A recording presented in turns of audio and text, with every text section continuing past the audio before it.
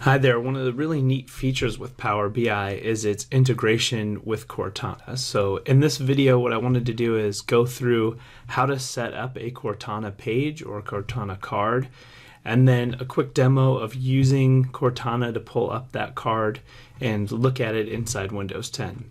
So the setup to all of this has been done previously. Actually got my instructions from Patrick via the Guy in a Cube series. So if you're interested in the setup pieces that you actually need to have in place before you start using Cortana, I've given a reference to that particular video in the description to this one.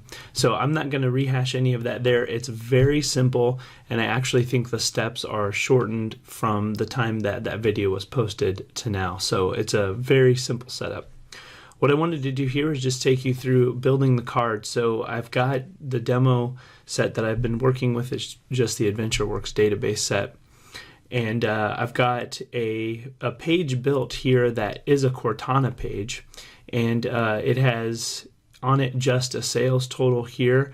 That's a very simple visualization that uses the card. And then I've also got a vertical bar chart here that I've added. So what I'm going to do is take you through building this particular Cortana page and then a tooltip piece as well to show you what integration with that looks like. So let's build this as if we were going to build this again here. And I'm just going to add a new page to the bottom, and we'll just double click on it here, and we'll call this, I'll just call it AW2 since it's my second AdventureWorks demo here.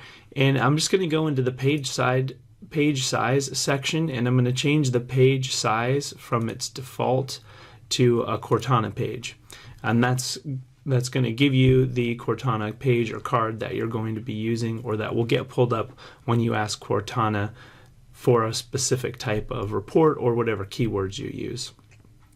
So quickly, I'm not going to build all the bells and whistles out here, but we'll do a really simple card. I like to give it a little bit of border on each side, and we'll just pull in a pretty simple data set in here. I already have a sales amount built into this, so I've given it the ability that if it's blank, that it won't have any, it won't say blank, it'll just say 0 in there. So that's the only change there. We'll shrink that up towards the top. And again, I'm not going to color it or anything like that. I'll just leave it the way it is. And then we're just going to add in a simple vertical chart here. So we'll drop that in. I'm going to leave just a little bit of a border between the edges of the canvas there and the actual chart. And so we'll go ahead and bring in the sales amount again here. And we'll bring that in as a value, and then we'll go ahead and drop in the order date here. So let's drop that in as the axis, and I'm just going to drill it down a level to, or actually we'll leave it as year. I previously filtered these items out, so if I go to this particular visual here, and I can get rid of the years that has some data in 2010 and there's some data in 2014 to make it look like the previous one if I wanted to, but I'll leave it like that. So that gives you a quick sample of what it's going to look like. There's really not a lot of changes between the way that you develop a normal Power BI page. The main differences here is in the page setup. And then the other piece that you have to do once it's built and you have a good idea of how you think people are going to use this particular visual, or what they're going to call it, what they're going to ask Cortana to use, and again, this could change as they're using it, you need to flip on the Q&A if it's not already flipped on, and then add in some phrases here that you think people will ask for. So they could ask for sales amount, they could ask for sales by year, for example. That would be one. It has drill down capability, so it can do sales by month. That's also one of the items it can do. This is part of the internet sales data set, so we might want to add that in there as well. So the key link to this is that Cortana is very specific about the words and phrases that you use when you ask it to pull data from Power BI. So you need to get these to be pretty precise to what they're going to be asked, which leads me to the training component. when you give this out to folks, you need to tell them what the Q&A phrases are that need to be used to pull it up approximately to get it to work. In my case, most of the time it had to be pretty close to what you actually wanted it to be called. All right, so once those two things are set, you're good there. You'll go ahead and save it and then click Publish to publish the visual, to publish the Power BI report out to the cloud service. Now, Microsoft says it takes up to 30 minutes for the Cortana Q&A component to infiltrate and trickle down through the cloud service. In my experience, it's taken as long as 10 minutes, so it's not as long as the 30 minutes, and it's been as short as just a few seconds. So especially once I've built one and published it, if I'm only making changes and I publish again, I've seen those changes take effect pretty quickly. The last component that I wanted to talk about, and I've only really covered this in an update, a Power Report update, is a tooltip. So inside the Cortana page here, I have a custom tooltip that I've created. So when I hover over a vertical bar chart, there is a custom horizontal bar chart that's displayed. This isn't the default tooltip. This is one that I've created custom, and that's fed by this category tooltip page here. And of course you could hide this, and if you hide it, it will still function correctly. It won't be hidden when I hover over a particular bar on that chart. So it's not something that the end user has to necessarily see. You could have it as a visible page, but you could also hide it and just let it be it's a tooltip page there. All right, so how to build those. So the difference with these ones, just a slight difference. We'll go ahead and we'll add a new page, and I'm going to double click on it, and I'm going to call this tooltip demo here. And same type of functionality that you do with Cortana pages. We'll go into page size, and we're going to change this to a tooltip page. Now, it's not going to be shrunk down. It's actually a zoomed in view of the page. So it looks large, but it looks like it's going to take up the whole page, but it's actually zoomed in. And then we'll shrink that up. And then in page information, I'm going to turn off Q&A because I don't want this to be part of the Q&A, but I do want to indicate that it's a tooltip. So we'll turn that flag on there for it as well. And then I'm just going to add a very simple horizontal bar chart to it. I've noticed that when the chart renders, it renders with a little bit of extra space at the top. So I have to, if I want that nice little white border around it, I have to pull this up just a little bit, but we'll leave it the way that it is. And then I'm going to do something a little bit different. I'm still going to do the sales amount as the value here. So we'll just rename that. I'm just going to call it sales actually. Here, and then I wanted this custom tooltip to be by the product category name.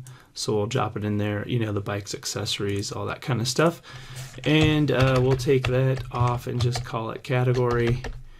So it just says sales by category. That looks fine. And then I just removed the blank items from this because I didn't want those to be displayed when it shows. And then I went in and just turned data labels on so we can see what it looks like. So this is taking all of the data that's in the data set. There's no filters applied to it right now. So that's why I've got the 28 million and the 1 million here. If I go back to my sample Cortana page, and you notice when I hover over it, I get the standard stock default tooltip. I'm going to click on that visual and then go over to the setup here, and I'm going to hit the down arrow on this tooltip, and I'm going to change the page that it's referencing to auto and change it to that tooltip demo I just created. And now when I hover over a bar, it's changed. You'll see the full data set was 28 million for bikes, and now it's 15 million for bikes, 1 million for accessories, and a little less than 1 million for clothing. All right, so it functions the way that I want it to. Again, we'd save it, publish it out to Power BI, wait a few minutes for it to trickle down through the cloud service there, and then we can ask Cortana to pull it up. So One thing about the Cortana setup, to get it to work the way that I'm going to demo it for you, I'm clicking on Cortana, so obviously add it to your toolbar if you haven't already done that. I'm going to go into settings, and there's a couple things I've enabled. One is that I've turned on the ability for me to ask Cortana to do something, so that's on. And then I've enabled the keyboard shortcut, which is just the Windows key plus C to get it to work. And then I've also enabled lock screen is on so that Cortana can go access my calendar, emails, messages, and Power BI data when it's on the lock screen. So I've turned all of those on as default. So now all I have to do, sort of hands off the keyboard here, is just say, "Hey Cortana," and it's using my full screen, so we're going to go back here and see if I can get it just to use part of the screen. "Hey Cortana, AdventureWorks sales by year."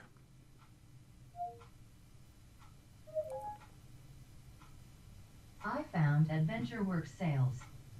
So you'll see that it shows up here. Since I'm recording this and I'm putting it in full screen, it shows up in full screen here. I did notice a couple items that come up as part of this.